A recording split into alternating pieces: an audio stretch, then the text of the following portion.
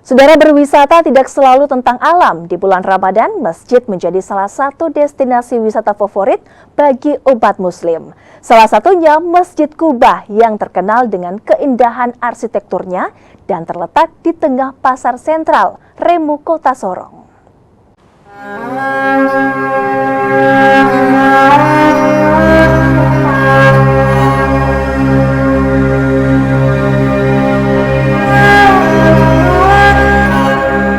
Masjid Kubah terletak di Jalan Selat Sunda, Remu Selatan, Kota Sorong, Papua Barat Daya.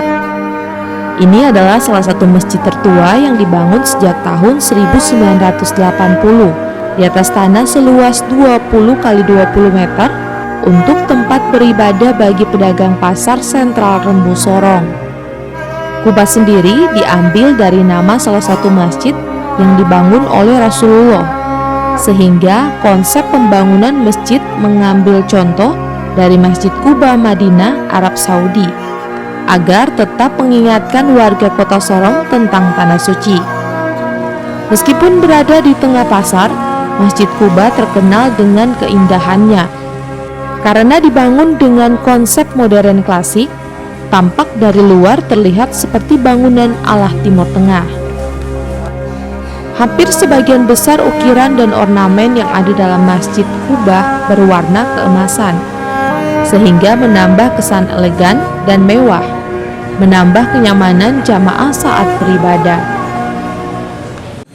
Kami memang sengaja, sengaja membuat masjid ini agar mereka seakan-akan telah melaksanakan haji dan umroh, mereka ketika kembali ke tanah air, khususnya di Kota Sorong, mereka selalu teringat ketika mereka berada di dua kota suci Madinah.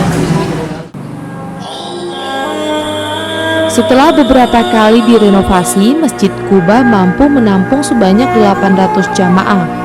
Bahkan setiap harinya selalu dipadati jamaah untuk melaksanakan sholat, memanjatkan doa, dan membaca Al-Quran. Pada momen bulan Ramadan selalu ada kegiatan yang dilaksanakan, seperti tadarus usai sholat taraweh, ceramah agama dengan imam yang didatangkan dari luar daerah, buka puasa bersama, dan pada 10 malam terakhir digelar sahur bersama.